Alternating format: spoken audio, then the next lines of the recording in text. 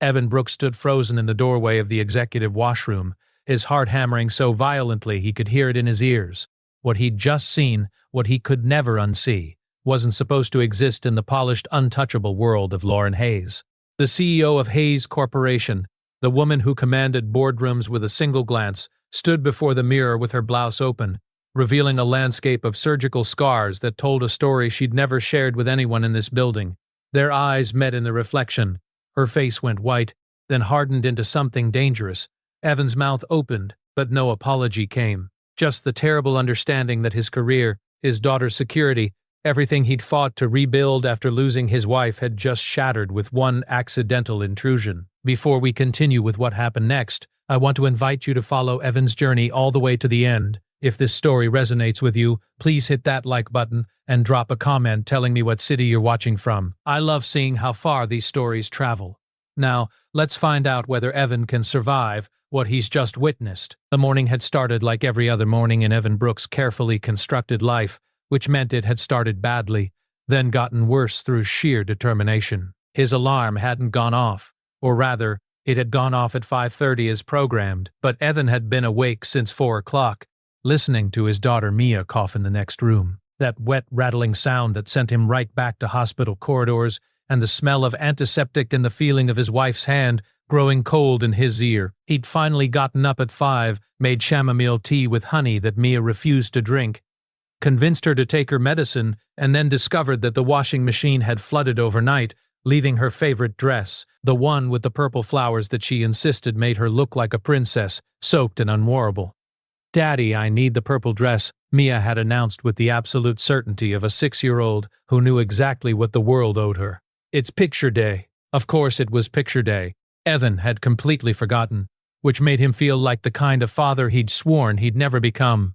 The distracted kind, the absent kind, the kind who let work consume everything until there was nothing left for the people who actually mattered. "Sweetheart, the purple dress is wet," he'd explained, crouching down to her level in the kitchen, still in his undershirt and dress pants because he hadn't had time to finish getting ready.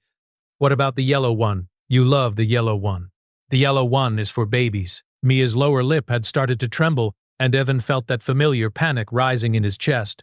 The knowledge that he was failing at this, that he'd always be failing at this, that he'd always be failing at this, that no matter how hard he tried, he couldn't be both parents at once. In the end, he'd blow-dried the purple dress while Mia ate cereal, then realized he'd forgotten to pack her lunch, then burned his hand on the iron while pressing the dress, then discovered they were out of bandages because he'd forgotten to restock the first aid kit. By the time they made it to the car, they were already 20 minutes behind schedule, and Mia was crying because her hair wasn't right, and Evan couldn't do braids the way Mommy used to do them. "It's okay, baby girl," he'd whispered, buckling her into her car seat, his burned hand throbbing. "It's going to be okay." But he wasn't sure he believed it anymore. The drive to Mia's school had been tense and silent, except for her occasional sniffles. Evan had gripped the steering wheel too tight, his knuckles white, mentally rehearsing the presentation he was supposed to give to the board of directors at 10 o'clock. Hayes Corporation's quarterly review, millions of dollars in projections. His direct supervisor, Michael Chen, had spent 3 weeks preparing him for this moment, coaching him through every slide, every potential question, every political landmine hidden in the data. "You've got this, Brooks," Michael had said yesterday, clapping him on the shoulder with the kind of false confidence that made Evan's stomach twist. "Just don't screw it up." Hayes doesn't forgive mistakes. Lauren Hayes, the CEO, the woman whose reputation preceded her like winter frost, beautiful, brilliant, and absolutely ruthless. Evan had seen her exactly 4 times in the 2 years he'd worked at Hayes Corporation. Twice in the elevator, where she hadn't acknowledged his existence. Once at the annual company meeting, where she delivered a speech about efficiency and accountability that had left 3 department heads unemployed by the end of the week. And once in a parking garage where he'd held the door for her and received nothing in return except a brief assessing glance that made him feel like an insect under glass. She was known for her impossible standards, her zero-tolerance policy for incompetence, and her complete lack of interest in the personal lives of her employees. She worked 16-hour days, never took vacations, and expected everyone else to demonstrate the same level of dedication. Under her leadership, Hayes Corporation had tripled its market value, expanded into 6 new countries, and developed a reputation for being one of the most demanding places to work in the entire industry. People didn't cross Lauren Hayes, they didn't disappoint her, and they certainly didn't intrude on her privacy. Evan had dropped Mia off at school with a kiss on her forehead, and a promise to be there for her recital next week, a promise he wasn't sure he could keep given the workload Michael had been piling on him, and then driven to the office in a fog of exhaustion and anxiety. His burned hand hurt, his head hurt. His entire body felt like it was held together with coffee and determination and the fading memory of what it felt like to actually sleep through the night. The Hayes Corporation building rose 43 stories into the Chicago skyline, all glass and steel and corporate ambition. Evan parked in his assigned spot in the underground garage, gathered his laptop and presentation materials, and took the elevator to the 37th floor, where the finance department occupied a vast open-plan workspace that somehow managed to feel both crowded and impersonal. "Brooks, there you are." Michael materialized beside his desk before Evan had even set down his bag. "Where the hell have you been?" "The presentation starts in 90 minutes. I know. I'm ready. You look like death." Michael's eyes narrowed behind his designer glasses. "Did you even sleep?" "I'm fine. You can't be fine. This is the board. Evan Hayes will be there. If you screw this up, I won't screw it up. Evan Hayes will be there. If you screw this up, I won't screw it up." Evan turned on his computer, willing his hands to stay steady. "I've been over it 100 times. I know every number, every projection, every contingency plan." Michael didn't look convinced, but he nodded slowly. Okay. Just remember what we talked about. Keep it tight, keep it confident, and for the love of everything, don't ramble. Hayes hates rambling. She hates excuses. If she asks you a question, answer it directly and move on. Don't try to impress her. Don't try to explain yourself. Just give her what she needs and get out. Got it. Evan's stomach twisted again. Ian said, "Get out, got it." Evan's stomach twisted again. He wondered if he should eat something, then decided against it. Food felt impossible right now.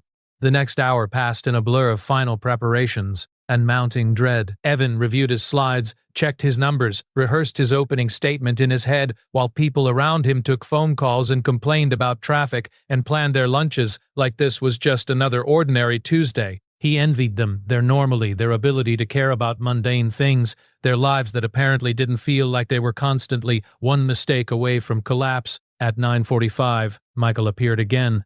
"Time to go. Conference room A, you've got your materials." "Yes." "You've got your confidence. Working on it." They took the elevator to the 42nd floor, executive territory, where the carpets were thicker and the silence was heavier and everything smelled faintly of expensive cologne and ambition. The conference room was already filling up with board members, senior executives, people whose annual salaries could have funded Evan's entire life 3 times over. He took his position at the front of the room, connected his laptop to the projection system, and tried to remember how to breathe.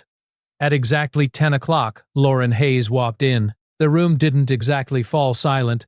It was already fairly quiet, but something changed in the air. Some subtle shift in pressure that made everyone sit up straighter and stop their side conversations. She moved with the kind of precision that suggested every gesture was calculated, every step measured. Her suit was charcoal gray, perfectly tailored, paired with a crisp white blouse and heels that added 3 into her already imposing height. Her dark hair was pulled back in a flawless twist. Her face was striking rather than conventionally beautiful. Strong jawline, sharp cheekbones, eyes that seemed to catalog everything they touched. She took her seat at the head of the table without greeting anyone, opened a leather portfolio, and glanced at Evan with the same expression she might give a spreadsheet that didn't balance. "Mr. Brooks," she said, her voice cool and precise.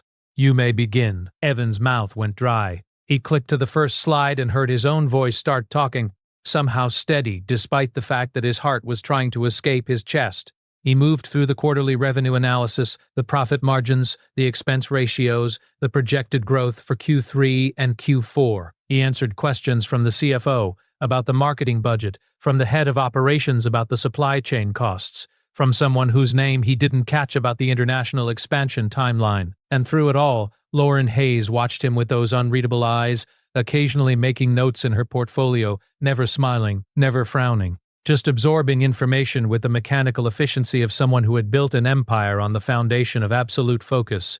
Evan was halfway through the risk assessment slide when his phone buzzed in his pocket. He ignored it. You didn't answer your phone in a board presentation. You didn't even check it, but then it buzzed again and again. 3 calls in rapid succession, which was their emergency code, the signal that something was seriously wrong. His hands started to shake. He forced himself to keep talking to finish explaining the contingency plans for currency fluctuation and supply disruptions. But his mind was already somewhere else. Mia's school. Something happened to Mia. She fell. She's sick. Sick. She's hurt. She needs him.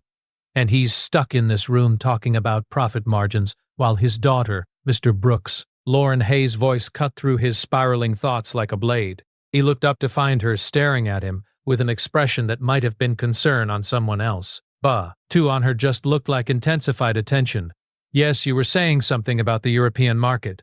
Had he been, Evan looked at his slide at the words that suddenly seemed like they were written in a foreign language. Yes, the European expansion. We've identified 3 key markets where we believe we can achieve significant penetration within the next fiscal year, pending regulatory approval, and his phone buzzed again. This time, Lauren's eyes dropped to his pocket, then back to his face. Is that urgent? No, I apologize. If it's urgent, answer it. There was no warmth in her voice, but there was something else, a kind of crisp practicality that suggested she understood the difference between dedication and stupidity. Evan hesitated, torn between professionalism and the mounting panic in his chest. It's probably nothing, he managed. I can answer it, Mr. Brooks. We'll wait. He pulled out his phone with trembling fingers, saw Mia's school flashing on the screen, and stepped away from the projection screen to take the call. This is Evan Brooks. Mr. Brooks, this is Principal Winters from Riverside Elementary. I'm calling about Mia. His heart stopped. What happened? Is she okay? She's fine. She just had a small incident during recess. She fell from the monkey bars and hit her head. The nurse examined her, and she seems okay, but we'd like you to come pick her up as a precaution. She's asking for you. I'll be there in 20 minutes. Evan ended the call and looked up to find the entire room staring at him. I apologize. I have to go. My daughter. There's been an accident at her school. Michael looked like he wanted to sink through the floor. Several board members exchanged glances, and Lauren Hayes tilted her head slightly, studying Evan with those penetrating eyes. Is she all right? She asked. I think so.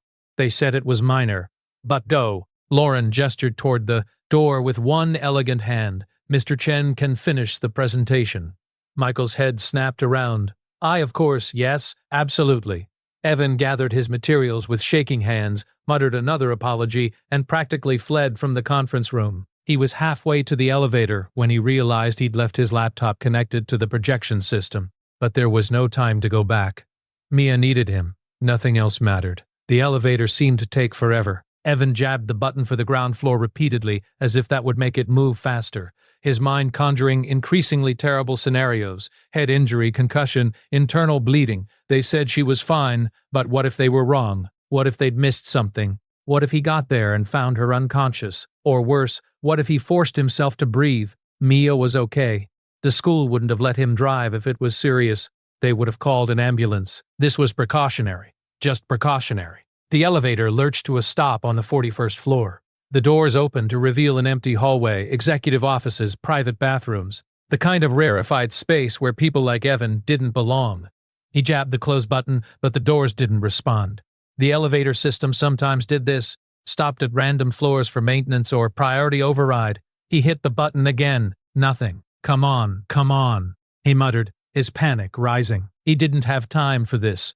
Mia was waiting. She was hurt and scared and asking for him, and he was stuck in an elevator that apparently couldn't understand basic commands. Finally, the door started to close, but before they could seal completely, Evan heard something. A sound that didn't belong in the pristine silence of Executive Row, a gasp, or maybe a sob, something raw and human, and definitely not the kind of sound that came from the untouchable world of corporate leadership. The doors closed. The elevator descended, and Evan told himself it was none of his business, that he'd imagined it, that he'd needed to focus on Mia. But when the elevator reached the ground floor and opened, he found himself frozen in place, that sound echoing in his memory. Someone was in pain. Someone was alone. And even though he had every reason to ignore it, even though his daughter needed him, Even though his daughter needed him, even though getting involved in anything on the executive floor was career suicide, he couldn't make himself walk away. He pressed the button for the 41st floor. The elevator carried him back up through the building, each floor marked by a soft chime that counted down to what was probably a terrible decision. When the doors opened again, the hallway was still empty, still silent. Evan stepped out cautiously, feeling like an intruder in a space that had never been meant for people like him. The sound came again, definitely human, definitely distressed. It was coming from down the hall, from the direction of the executive washrooms. Evan moved toward it without quite deciding to, his feet carrying him forward while his brain screamed at him to turn around, get back in the elevator, go to his daughter, don't get involved. The door to the executive washroom was slightly ajar. The sound was clearer now, ragged breathing, the kind that came after crying or pain or pone or both. Evan raised his hand to knock, to announce himself, to do anything that might preserve some shred of propriety. Instead, the door swung open under the weight of his touch, and he found himself staring directly into Lauren Hayes' private hell. She stood at the marble counter, her back to the mirror, her tailored jacket discarded on the floor. Her white blouse was unbuttoned and pulled aside, revealing a torso that bore the unmistakable evidence of major surgery. Scars that ran in deliberate lay, an ace across her chest and abdomen, some old and silver, others still faintly pink with healing, a mastectomy, clearly reconstructive surgery, the kind of medical intervention that spoke to cancer, to survival, to battles fought in absolute privacy. Her face in the mirror was stripped of its usual armor, pale, vulnerable, tracked with silent tears that she was wiping away with trembling hands, and then she saw him. Their eyes met in the reflection, and Evan watched her entire expression transform from raw vulnerability to something arctic and dangerous. Get out. Her voice was barely above a whisper, but it carried the force of absolute authority. Evan stumbled backward, his mouth opening to apologize, to explain, to somehow undo what he'd just seen. I'm sorry. I thought someone was hurt. Get out. Each word was measured, controlled, the kind of control that came from years of practice at hiding weakness. Lauren was buttoning her blouse with mechanical precision, her fingers somehow steady despite the fact that her entire carefully constructed privacy had just been shattered. Evan fled. He hit the elevator button 6 times, praying it would arrive before she came after him, before security appeared, before whatever consequences this invasion deserved could catch up with him. The doors opened and he threw himself inside, Jeep, jabbing the ground floor button like it might save his life. The elevator descended and Evan leaned against the wall, his heart hammering, his hands shaking worse than they had during the presentation. What had he done? What had he just done? He'd violated the privacy of the most powerful person in the company. He'd seen something she'd clearly gone to extraordinary lengths to keep secret. He'd witnessed her in a moment of vulnerability that she would never ever forgive. His career was over, not just at Hayes Corporation. Lauren Hayes had connections throughout the industry. One word from her and he'd be unemployable, blacklisted, finished. And Mia, what would happen to Mia when he lost his job? How would he pay for her school, her medical care, everything she needed? They were barely making it as it was without his salary. His phone rang again. The school. Mia. Evan answered it in a daze, heard Principal Winters asking where he was, managed to explain about traffic, even though he hadn't left the building yet. He promised he'd be there soon, ended the call, and walked through the lobby like a ghost. The drive to Riverside Elementary happened in fragments. Red lights, pedestrians, other cars that moved around him like water around a stone. Evan's mind kept returning to that moment in the washroom. Lauren Hayes' scarred torso, her tear-stained face, her fury at being seen. He'd never meant to intrude. He genuinely thought someone needed help, but intent didn't matter. When you'd witnessed something that powerful, people would kill to keep hidden. Mia was waiting in the nurse's office with a small bandage on her forehead and red-rimmed eyes. The moment she saw him, she burst into fresh tears and launched herself into his arms. Daddy, I fell and it hurt, and I wanted you and you weren't there. I'm here now, baby girl. I'm here. Evan held her tight, breathing in the smell of her strawberry shampoo, feeling her small body shake with sobs. Let me see. Does it hurt? A little. Mia pulled back to show him the bandage. Nurse Kelly said I was very brave. You're always very brave. Evan examined the bandage carefully. Did they clean it? Yes. And she said, I don't need stitches, just a bandage and ice cream. Mia's tears were already drying, replaced by the resilience of childhood. Can we get ice cream, Daddy? Absolutely, whatever flavor you want. They stopped at the small ice cream shop. 2 blocks from the school, the one where they'd gone after every difficult doctor's appointment during Sarah's illness, where the owner knew their names and always gave Mia extra sprinkles. Evan ordered her a double scoop of strawberry with rainbow sprinkles and got himself black coffee that he didn't drink, just held like an anchor to reality. Mia chattered about the monkey bars, about how she'd been trying to cross them like her friend Emma, about how she didn't cry until after she fell because crying was for babies. Evan listened and nodded and made appropriate responses while his mind circled back to Lauren Hayes, to the scars, to the fury in her eyes. He'd be fired probably by end of day. Security would be waiting at his desk to escort him out. He'd lose his insurance, which meant he'd lose access to Mia's pediatrician, the one who actually understood her medical history and didn't treat every cough like it might be the beginning of the end. He'd lose the stability he'd fought so hard to build after Sarah died, and worse, much worse. Lauren Hayes would never forgive him for seeing her like that, for witnessing the humanity beneath the corporate armor, for being present at a moment when she'd allowed herself to be weak. Evan's phone buzzed. A text from Michael. "Where are you? Hayes wants to see you now." His hands went numb. This was it. The reckoning. He typed back. "Daughter emergency at hospital." It wasn't quite a lie. They were near the hospital, even if they weren't in it, and Mia had hit her head, which was serious enough to justify leaving.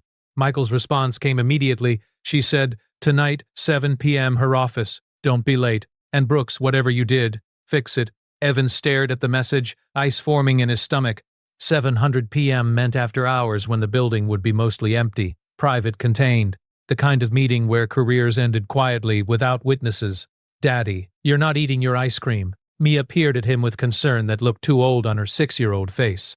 "Are you sad?" "No, sweetheart. Just thinking about work. Work is boring." "Yes, it is." Evan managed to smile. "But it pays for ice cream, so we tolerate it." They finished their ice cream, drove home to their small 2-bedroom apartment, and spent the afternoon doing exactly what they should have been doing. Coloring, reading stories, building elaborate structures out of blocks that inevitably collapsed into giggles. Evan helped Mia with her homework, made her favorite dinner of chicken nuggets and carrot sticks, and gave her a bath that involved more water on the floor than in the tub. At 6:30, Mrs. Chen from across the hall arrived to watch Mia. She was a grandmother type who'd taken them under her wing after Sarah died, who knew their whole sad story, and never asked uncomfortable questions about why Evan sometimes came home, looking like he'd been crying. "You work too hard," she told him, settling into the couch with her knitting. "That girl needs her father home." "I know, I'm trying. Try harder." But she said it kindly, with a pat on his arm that made Evan's throat tight. He kissed Mia goodnight. She was already half asleep, her bandaged forehead pressed against her favorite stuffed rabbit, and drove back to Hayes Corporation through evening traffic. The building looked different at night, its glass facade reflecting the city lights like a mirror of ambition and ruthlessness. Most of the windows were dark, only the upper floors still glowed with life, where people like Lauren Hayes lived their 1-6 days and built empires on the bones of people like Evan. Security nodded him through without comment. The elevator carried him to the 43rd floor in silence, counting up toward his professional execution. When the doors opened, he found himself in another world, entirely. An expanse of polished hardwood and expensive art, and the kind of furniture that cost more than most people made in a year. Lauren Hayes' office occupied the entire northeast corner. Her assistant's desk sat empty, dark. The door to the inner office was closed, but light showed underneath it. Evan knocked. His hand didn't shake. He was too far beyond fear for physical symptoms. "Come in." Her voice was flat, giving nothing away. He opened the door and stepped into a space that reflected its occupant with uncomfortable accuracy. Everything was precisely arranged, from the papers on her desk to the small sculpture on the credenza to the way the chairs faced each other at exact angles. Floor-to-ceiling windows offered a spectacular view of Chicago at night, all lights and movement and life happening somewhere else, to someone else. Lauren sat behind her desk, still in her charcoal suit, though she'd loosened it slightly, in deference to the hour. Her hair was still pulled back in that perfect twist. Her face was composed, professional, completely unreadable. She didn't invite him to sit. Mr. Brooks." She steepled her fingers, resting her chin on them in a gesture that might have been thoughtful on someone else, but on her just looked predatory. "We need to discuss what happened this afternoon. I apologize." The words came automatically. "Insufficient. I didn't mean to intrude. I thought someone needed help. I should have announced myself. I should have stopped." She held up one hand. I don't want your apologies. I want to understand what you're planning to do with what you saw. Evan blinked, confused. Do with it? Nothing. I'm not planning to do anything. I find that difficult to believe. Lauren's eyes were cold, analytical. You witnessed something I've kept private for 3 years, something that could affect shareholder confidence, board perceptions, market valuation. Information like that has value. The implication hit him like a physical blow. You think I'm going to sell your medical information, blackmail you. People have done worse for less. She said it without inflection, like she was discussing quarterly projections. I need to know your price. I don't have a price. Evan's voice cracked. I don't want anything, except to keep my job and take care of my daughter. What I saw today, that's your business. Your private medical history. I would never. I'm not. He stopped, breathing hard, suddenly furious. Not at her exactly, but at the assumption, at the calculation, at the idea that she could be so cold about something so fundamentally human. My wife died of cancer, he said quietly, his anger draining into something blearer. 3 years ago, breast cancer, ovarian cancer, take your pick.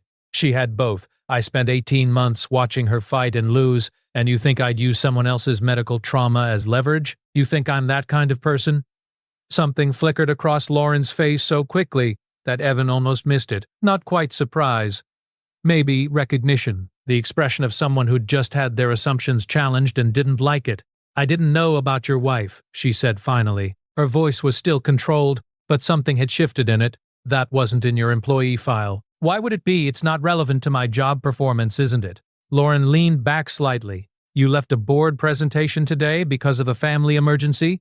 Your daughter, who you're raising, alone?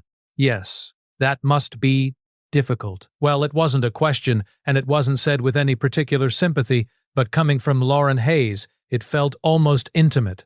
Evan didn't know how to respond, so he just nodded. Silence stretched between them, broken only by the faint hum of the building's ventilation and the distant sound of traffic. 43 floors. Below, Lauren studied him with those penetrating eyes, and Evan forced himself not to look away, not to flinch, to meet her gaze with something like dignity, even though he was pretty sure he was about to be fired. Sit down, Mr. Brooks. It wasn't a request. Evan sat in one of the precisely angled chairs, his spine straight, his hands folded in his lap like a schoolboy waiting for punishment. Lauren was quiet for a long moment, her fingers drumming once against the desk in the only nervous gesture he'd ever seen her make. When she finally spoke, her voice was different.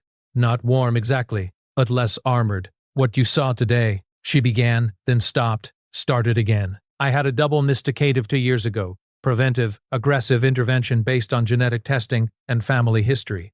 My mother died of breast cancer, so did my aunt. The odds were not in my favor. Evan didn't move, barely breathed. This felt like standing on ice that might crack at any moment. I chose not to disclose it to the company. Lauren continued. Not because I'm ashamed, but because I didn't want it to define me. I didn't want the pity or the speculation about my ability to lead, or the speculation about my ability to lead, or the whispers about whether I was dying. I wanted to be the CEO, not the CEO with cancer. That makes sense, Evan said quietly. Does it? She looked at him sharply. Most people would say I should have been transparent, that hiding a major medical event shows weakness or dishonesty or poor judgment. Most people haven't watched someone they love die in public view.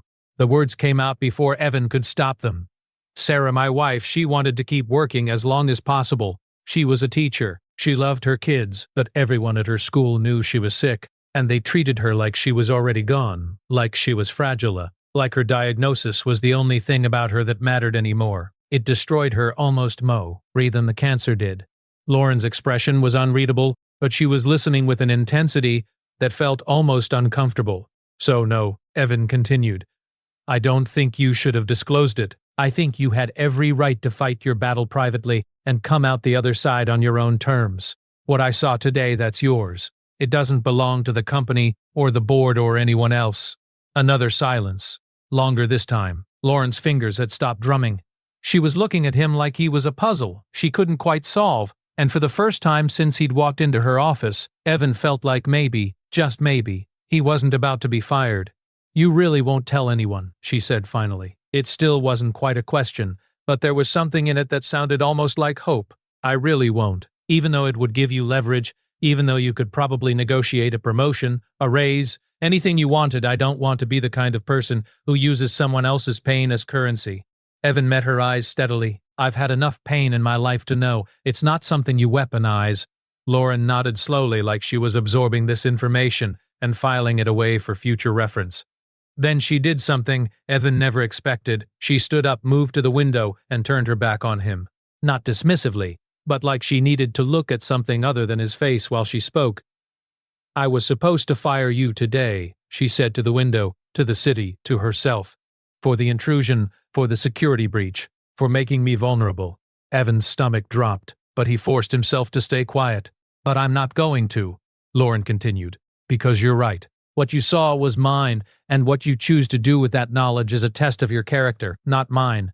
And so far you've passed." She turned back to face him, and for just a moment Evan saw past the corporate armor to the woman underneath, the one who'd survived cancer alone, who'd chosen secrecy over support, who understood exactly what it cost to rebuild yourself after catastrophic loss and catastrophic loss. "Your presentation this afternoon was excellent, by the way," she added almost as an afterthought. "Mr. Chen finished it adequately, but your analysis of the European markets was particularly insightful.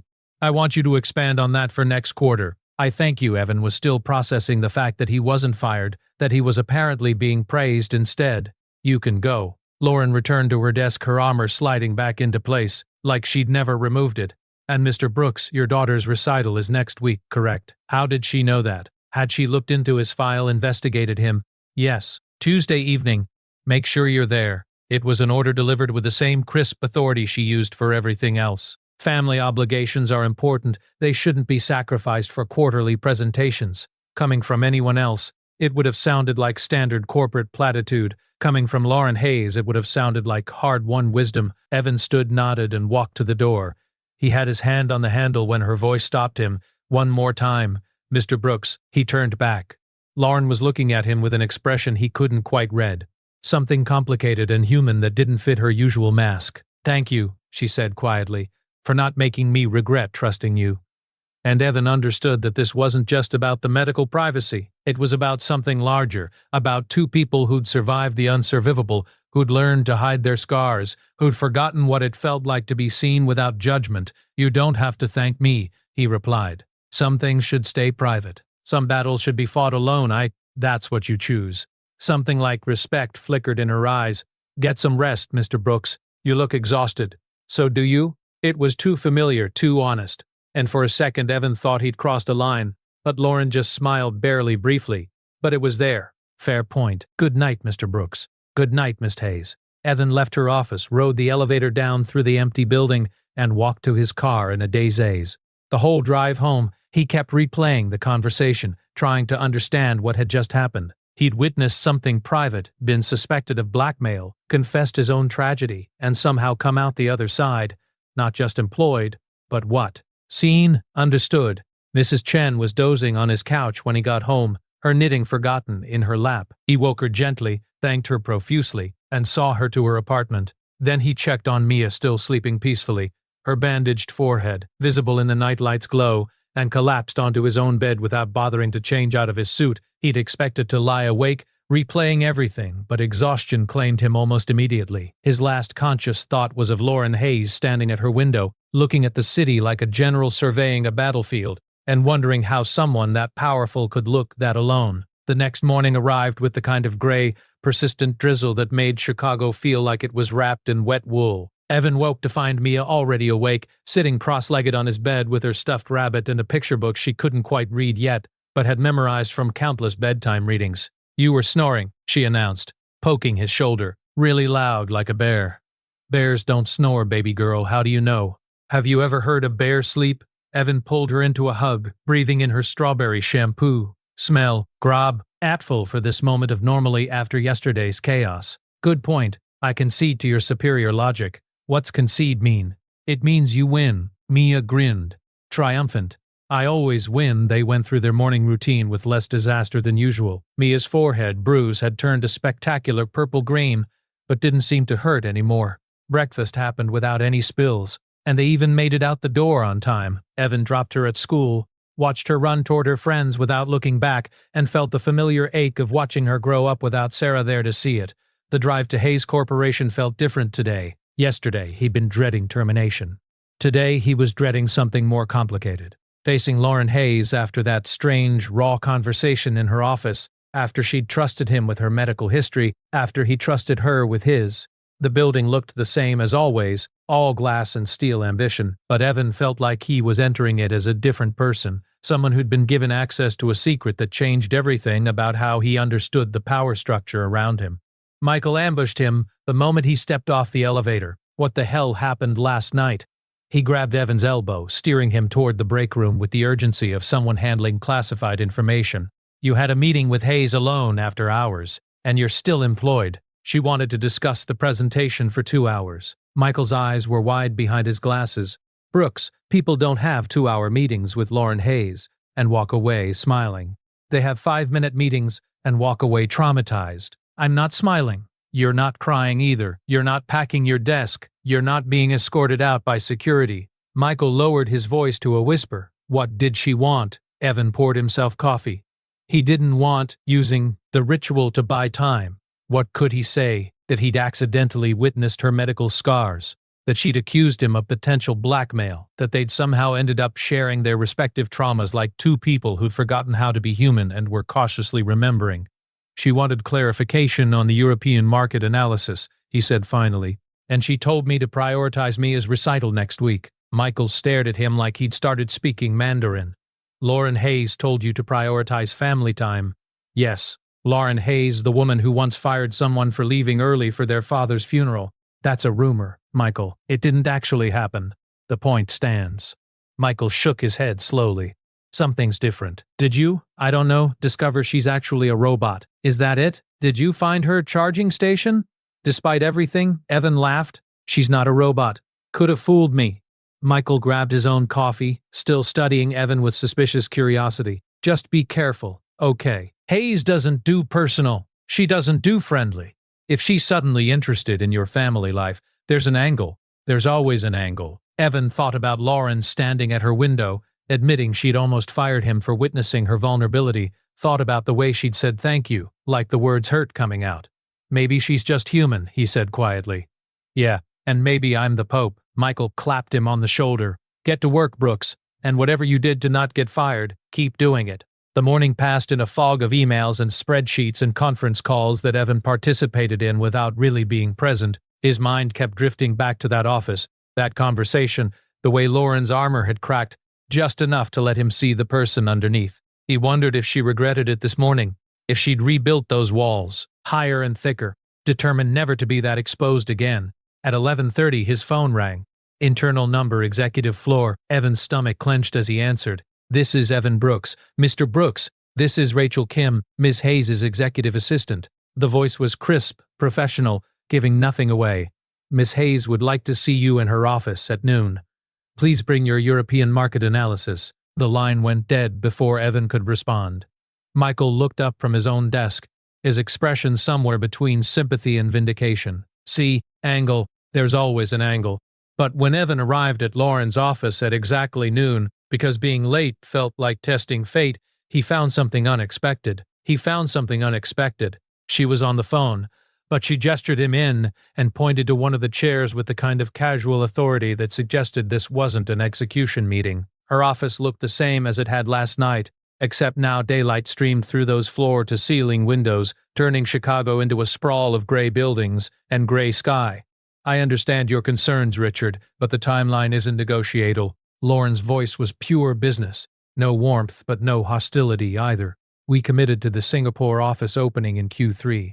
If you need additional resources, submit the request through proper channels. I'm not extending deadlines because your team failed to plan adequately. She paused, listening, her expression unchanging. Then I suggest you find a way to make it work. That's what leadership means. She ended the call without saying goodbye and turned her full attention to Evan. Mr. Brooks, thank you for coming. Of course, Evan set his laptop on her desk, opened the European analysis. You wanted to discuss the market projections, among other things. Lauren stood, moved to the windows with that same restless energy he'd noticed yesterday. Today, she wore navy ends, teed of charcoal, her hair twisted back with the same precision, but something about her seemed less rigid. Or maybe Evan was just imagining it, projecting humanity onto someone who'd spent years perfecting the art of being untouchable. The European analysis is solid, she said, still looking at the city instead of him. Your assessment of the German manufacturing sector in particular that showed insight beyond what I'd expect from someone at your level. How did you identify those opportunities? Evan pulled up the relevant slides, fell into the comfortable territory of data and projections. I noticed a gap in their mid-tier supplier network. Most competitors are focusing on premium contracts, but there's an underserved market in the mid-range that's growing faster than the premium sector. If we position ourselves strategically, you could capture significant market share without directly competing with established players. Lauren turned back to face him, and there was something in her expression that might have been approval. Exactly. I want you to develop a full implementation strategy, timeline, resource allocation, risk assessment, partnership opportunities. Can you have that ready in 2 weeks? 2 weeks? While maintaining his regular workload, while getting Mia to school and activities while being both parents at once. Yes, Evan said, because what else could he say? This was an opportunity, a test, a chance to prove he deserved to be in this building, in this conversation, in Lauren Hayes' line of sight. Good. She returned to her desk, made a note in her leather portfolio. You'll report directly to me on this project. Weekly updates Fridays at 4. Can you make that work with your schedule? Fridays at 4 meant staying late, meant scrambling to arrange childcare for Mia, meant adding another layer of complication to his already precarious balance. But it also meant facetum. With the CEO, meant visibility, meant the kind of career advancement that could actually change their lives. I can make it work. Lauren studied him for a long moment like she was reading the calculation behind his answer. Your daughter's recital is Tuesday evening, correct? Yes. What time? 6:30 at Riverside Elementary. Lauren made another note. You'll need to leave by 5:30 at the latest to make it on time. I'll inform Mr. Perdie at the latest to make it on time. I'll inform Mr. Cocker, Chen, that you're unavailable Tuesday afternoon for any meetings or urgent requests. Evan blinked, thrown by this casual rearrangement of his schedule. That's thank you, but I can manage. I'm sure you can. Lauren's tone was matter-of-fact, like she was discussing quarterly targets. But you shouldn't have to. When I tell you family obligations are important, Mr. Brooks, I mean, your daughter is 6 years old, and she's recovering from a head injury. She needs her father present, not distracted by work anxiety. She needs her father present, not distracted by work anxiety. There was something in the way she said it, not quite personal, but not purely professional either, like she was speaking from experience or from regret, or from some complicated place that existed between the two. I appreciate that, Evan said carefully. It's not always easy to balance. No, it's not. Lauren folded her hands on her desk, and for just a moment her armor slipped again, showing something vulnerable underneath. My mother died when I was 7. Cancer. My father was a corporate attorney who thought presence meant providing material comfort. He paid for the best schools, the best clothes, the best therapies, but he wasn't at the recital, he wasn't at the parent-teacher conferences. He wasn't there when I needed him to just be a father instead of a provider. She stopped abruptly, like she'd said more than she'd intended. Evan watched her rebuild her walls in real time, watched her expression smooth into professional neutrality. The point being, Lauren continued in a more controlled voice. Children don't remember the quarterly earnings or the European market strategies. They remember whether you showed up, so show up, Mr. Brooks. I will. Evan's throat was tight. I always do. Good. She stood a clear dismissal. I'll expect your first progress update on the European strategy next Friday. 4:00 p.m. Don't be late. Evan gathered his laptop, headed for the door, then paused. Miss Hayes. Yes. Thank you for understanding about Tuesday. Not everyone would. Lauren's expression softened almost imperceptibly. I know what it costs to choose between career and family. I made that choice poorly for too many years. I'd prefer you didn't repeat my mistakes. She said it simply, without self-pity or drama, but the weight of regret underneath those words was unmistakable. Evan nodded, not trusting himself to speak, and left her office with the strange sensation that he'd just witnessed something rare. Lauren Hayes being honest about failure. The rest of the week passed in a blur of doubled workload and compressed sleep. Evan worked on the European strategy during Mia's school hours, maintained his regular responsibilities in the gaps between, and somehow managed to keep their small life functioning. Mia's bruise faded from purple-green to yellow-brown. Mrs. Chen watched her Tuesday and Thursday afternoons while Evan worked late. The washing machine flooded again, then mysteriously fixed itself, And on Friday at exactly 400 p.m., Evan presented his first progress report to Lauren Hayes. She listened without interrupting, her focus absolute, her questions sharp and probing, but never dismissive. When he finished, she approved his approach, suggested 3 modifications that would strengthen the partnership framework, and dismissed him with orders to incorporate those changes by next week. It should have felt like any wry business meeting. But something about the way she engaged with his ideas, really listened, really considered, really treated him like his perspective had value, made it feel different, made it feel like he mattered beyond his job title and his quarterly metrics. "One more thing, Mr. Brooks." Lauren stopped him as he was leaving. "How was your daughter's recital?" Evan smiled before he could help it. She forgot half her lines and improvised a song about butterflies that had nothing to do with the actual play. She was perfect. Something flickered across Lauren's face.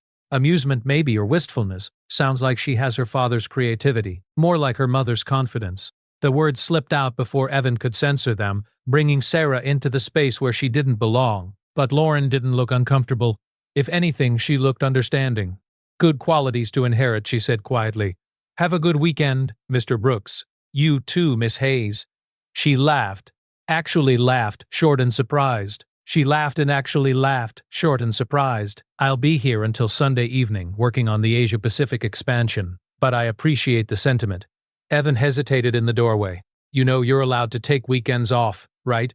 Like legally mandated human rest periods. Are you counseling me on work-life balance, Mr. Brooks?" "Absolutely not. That would be wildly inappropriate."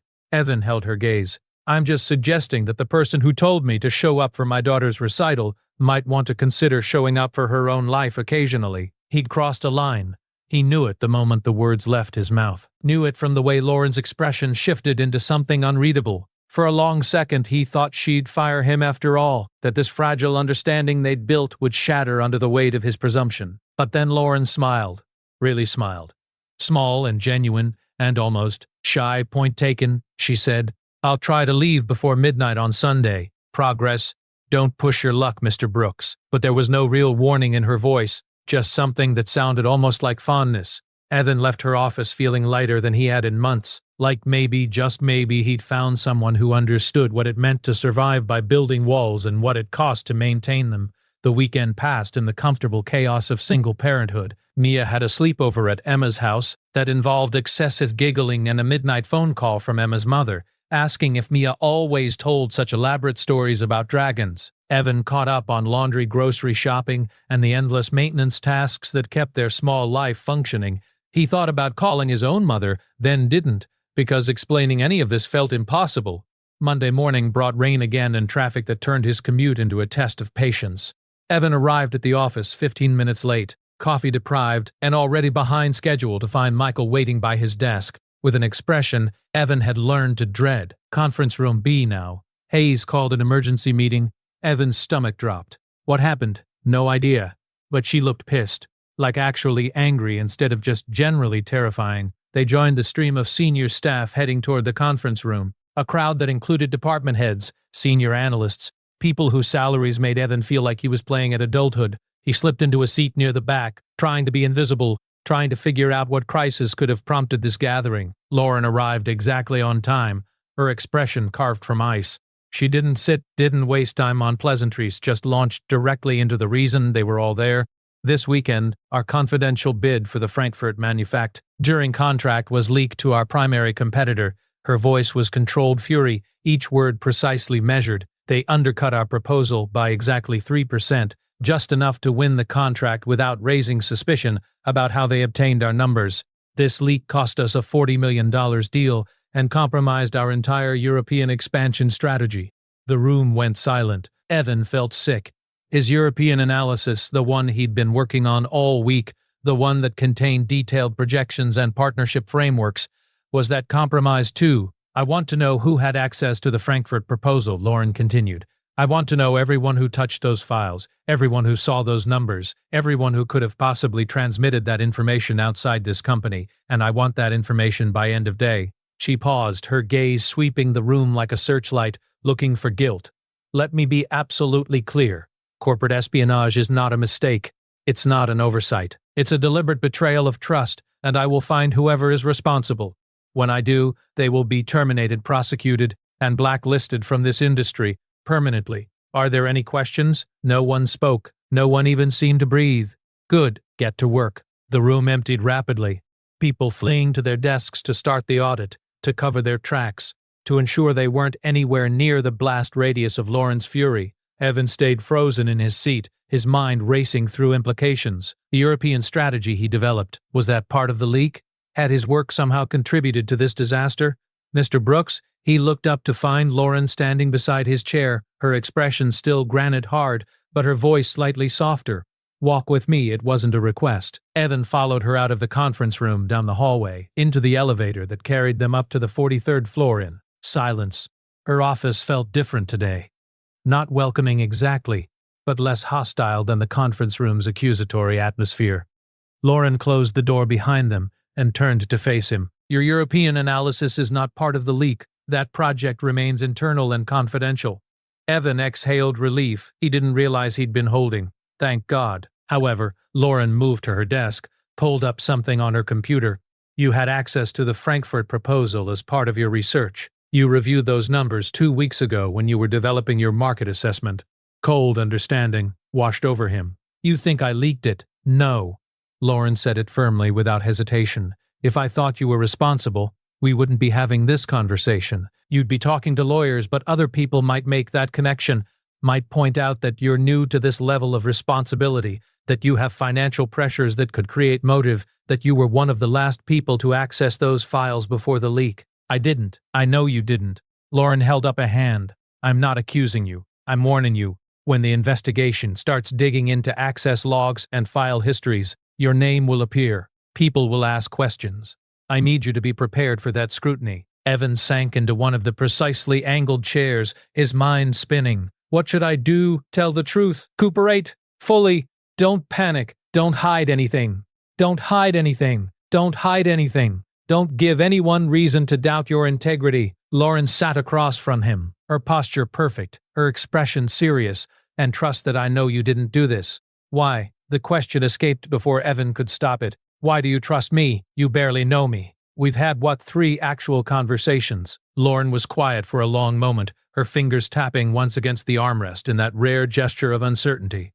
Because she said finally, when you witnessed something deeply private about me, you protected that information instead of exploiting it.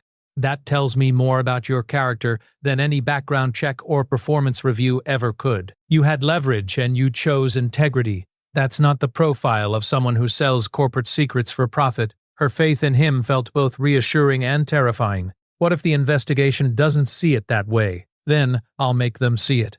Lauren's voice hardened with determination. You're under my protection, Mr. Brooks. No one touches you without going through me first. The weight of that promise settled over Evan like armor he didn't know he needed. Thank you. Don't thank me yet. This investigation is going to be invasive and unpleasant. They'll examine your finances, your communications, your personal life. They'll interview your colleagues, your friends, possibly even your daughter's school. Are you prepared for that? Evan thought about Mia, about Mrs. Chen, about the carefully balanced life he'd built from the wreckage of loss. I don't have a choice, do I? No. But you have my support. That counts for something. She said it with such certainty that Evan almost believed her, almost believed that Lauren Hayes' protection could shield him from whatever storm was coming. But he'd learned the hard way that power had limits, that even the strongest people couldn't save you from everything. I should get back to work, he said, standing. Cooperate with the investigation, maintain normal responsibilities, pretend everything is fine.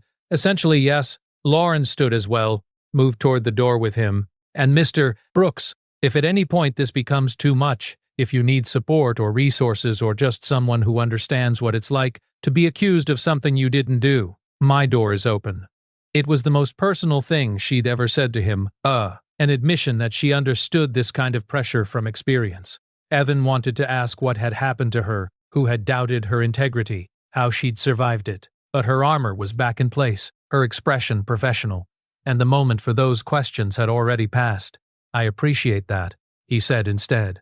The investigation began that afternoon with the kind of systematic efficiency that made Evan feel like he was being dissected. It pulled his computer access logs. Security reviewed his badge swipes. HR scheduled an interview for Wednesday morning that sounded voluntary, but definitely wasn't. And through it all, Evan maintained his normal routine, worked on the European strategy, attended meetings, answered emails, picked up Mia from school, and helped her with homework and made dinner, and read bedtime stories like his entire professional life wasn't being examined under a microscope. On Wednesday, he sat across from two investigators in a windowless conference room and answered questions about his finances, his file access patterns, his relationships with competitors, his communication methods. They were polite but relentless, asking the same questions in different ways, looking for inconsistencies, treating him with the kind of professional courtesy that barely masked their suspicion. "Mr. Brooks, can you explain why you accessed the Frankfurt proposal files outside of normal business hours? I was working late on the European analysis. Ms. Hayes had given me a tight deadline at 2 a.m. on a Saturday. I have a 6-year-old daughter. I work when she's asleep. That must be difficult financially. I mean single parent, child care costs, medical expenses from your late wife's illness." Evan's hands clenched under the table. "I manage. But you could use more money. Anyone in your situation would." "I'm not anyone in my situation. I'm someone who works for what I earn and doesn't sell corporate secrets for profit." The investigator smiled without warmth. "Of course, we're just trying to understand the full picture." The interview lasted 2 hours and left Evan feeling scraped raw. When it finally ended, he returned to his desk to find Michael hovering nervously. "How bad was it?" "Degrading." Evan slumped into his chair. "They think I'm desperate enough to commit corporate espionage because I work late and have childcare expenses." "Jesus." Michael glanced around to make sure no one was listening. "For what it's worth, I told them you're not the type, that you're probably the most honest person in this building." "Thanks, I think." "Yeah, well, honesty doesn't pay great, but it's better than prison." Michael squeezed his shoulder. "Hang in there, Brooks. They'll figure out you didn't do it." But as the days passed and the investigation ground forward, Evan wasn't so sure. His name kept appearing in reports. People started avoiding him in the hallways, afraid that association might contaminate them. Even Mrs. Barely, contaminate them. Even Mrs. Prest. Chen looked at him with worried eyes when he picked up Mia, like she was wondering if she should still trust him with her apartment key. The only person who didn't treat him like a potential criminal was Lauren Hayes.